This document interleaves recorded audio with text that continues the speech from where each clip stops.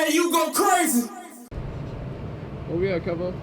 Miami though, y'all know what's going on, man. MIA. You know what I'm saying? MIA, yo. No back.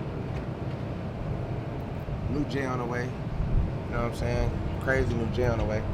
Just got the 2022 Ghost, you feel me? Saw that. We acting real bad out here, man. Hey, real bad. I ain't gonna lie, that motherfucker. Yeah. Woo. All emeralds. Emerald gang. Going on the yacht, 4th of July. 4th of July, yacht gang. You already know. So Miami lady.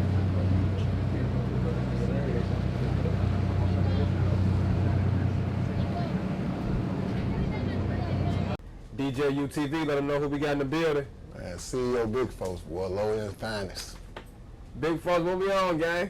Shit, we ain't no shit. We chillin'. We out here in Miami, man, hanging out with DJU. Goddamn on this motherfucking yacht. You know what I'm saying? DJU hanging out with you. Big folks. Well, it's always a treat with gangsters meet, so you know what I'm saying? We just hanging out together, goddamn it. We flew down here showing love. Me and Kevo come through, fuck with us on some love shit from the crib. For sure. But we showing love, you know? For sure. I definitely appreciate the hospitality around this motherfucker. Nigga that ate good, drunk good, you feel me? Learn how to make some more money. Yes, sir. Yes, sir. You know That's what it's saying? all about, uplifting each other, making sure we, get from that place that we all come from. For you know? sure.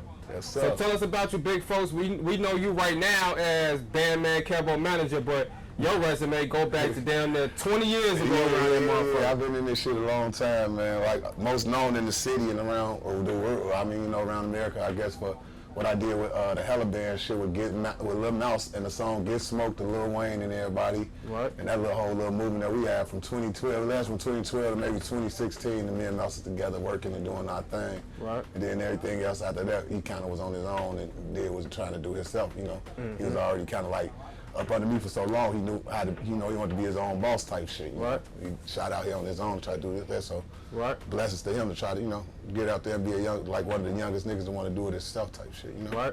So was that like your first experience in the music industry? No, it wasn't. Okay. My first introduction to this shit was back in 2006 or something. I had this little label that we had created called Tailor-Made Records and shit. And I had a couple of my little homies on there with, that I signed or whatever. We was trying to do our thing through the city and other little places and shit like that, but it really never took off. But it was a crash course of me learning how to develop artists though. So I learned the artist development, so by the time I got my hands on Mouse, I knew kind of exactly what to do type shit, Right. Yeah. Okay. So take us back to the beginning, big folks. I heard you say low end's finest. So you one of the low end's finest. We got plenty of them. Right. So you from the low end of Chicago? Yes, sir. Born and raised. And what was it like, for you growing up back then? Well, I was born in 1980. Okay. And I grew up by the time I was a teenager and this and that, I was seeing like around the last days of motherfuckers getting plugged and going to sessions and shit like that, you know what I'm saying? Early 90s and all that shit. I witnessed that shit. I was one of them shorties that really come up to them days to see that shit type shit, you know what I'm saying? It was to me, the city always been exactly how it is, and now it was just like more organized, you know what I'm saying? It's like when certain people was out and moving around and shit, it was just way more organized, and people have somebody to go answer to it. They did some goofy send-off shit or something. I ain't like now just I go on your block, tweak with a switch. There's nobody after that. It's just like it's up from there, and nobody trying to holler. And back in the day, it was kind of different where motherfuckers at least holler, and then motherfuckers would get their ass switched up. You know what I'm saying? But at least I had like some type of respect and order back in them days. Right. But after maybe 94, 95, that's when I noticed that it was really no rules, no man, every man for himself type shit. No more structure. No more structure. Structure was gone. Okay. So, CEO Big Folks, you grew up with the gangsters. Yes, sir. We talking the GDs. Yes, sir.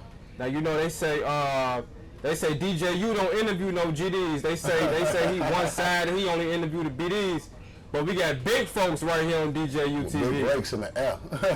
So what they talking about, big folks? Probably just hating that thing, DJU. When they see you taking off, they know you're going to be that one from the crib that really take off and do like the Sean Cottons and the academics of the world. They see you coming. That's all that be about. Type shit. And you only interviewing what's interesting, and that's what you got to do. You got to stay with the relevancy. Most of our people at the crib, they'll find themselves probably trying to chase something that they side with, opposed to just chasing what's relevant. You know, and Ken, of course, and that's what I like about your shit. And that's why I'm doing your interview first out of Chicago. I haven't did no interview with nobody from Chicago except for YACHTV, rest in peace. Exclusive. The only interview I ever did, and that was about 10 years ago, I want to say. Yeah. And that's only because I wanted to get on King Yellow ass about doing a song with a white boy.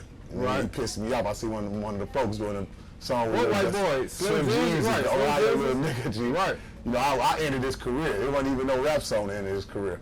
Slim Jesus? Yeah, I got on that interview and told them people, you know what I'm saying, on Frank Block and his mama and everybody else what was going to really happen to him by being in the drill scene. And as you see, there was no more after that situation. Man, I always wonder what happened to Slim They Jesus. left because they was warned about the rules of being in the drill music, that you have to either lose your life or lose a bunch of people around your lives. They even be considered. And even though that's some evil shit, but that's just how the drill scene was created.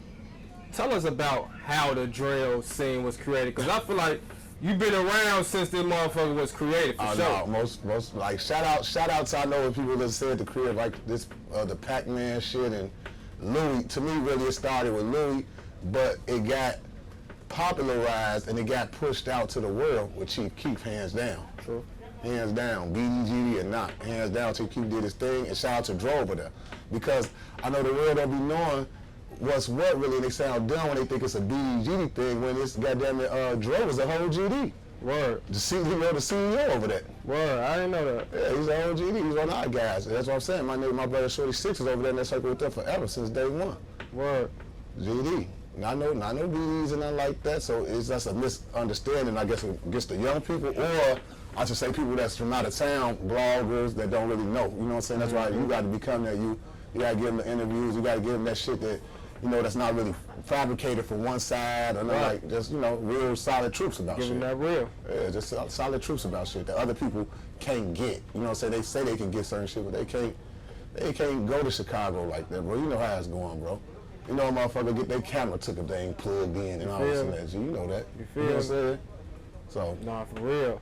So tell us about the early drill days. You was around. What type of energy was felt throughout the city? Man, it was, you know what? It's like with the academic, the war on Chirac shit, that was one thing. That was cool. Just know that. So that really was a thing in Chicago. I mean, it was a thing in Chicago, but it was like this. It was more or less that we all look at it, read it, enjoy it, and kind of be glad that he's talking about us and doing this shit. Right. But then get on the internet and just try to go crazy on him because he's from fucking wherever the fuck he was from. Right, he wasn't from Chicago. Exactly. And then I on my side, I can be honest, on the business end, I don't know how Joe Lero or any of them other, well, they really want to talk about King Louis that much, but any of the other ones that he was going in on, you know what I'm saying? My folks was just feeling like, you know, that maybe it should have been a DJU back then or one of our own, reporting our own news. Right. But Act did what he did, blessed to him, shout out to Act, much love, you know, we show much love, he fuck with Kevo, he fuck with the crib, like he really loves Chicago and all that. Like that's what I want people to know, so. He like, you know, if Act ever see this shit, nigga, you welcome to Chicago, nigga, you come whenever you want to. We gonna hang out. He definitely did donate $5,000 to Inglewood Barbie. No, my mama. I thought that was dope. That's you dope. Know what I'm saying?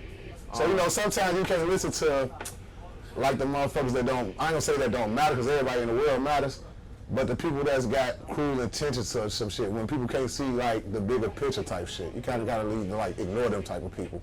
But it's more of them in the world than thinkers and rationalizers, you know what I'm saying? Like, it's just more. So you're gonna see, when it comes to the internet, it's gonna show the proof that it's just gonna be more hating.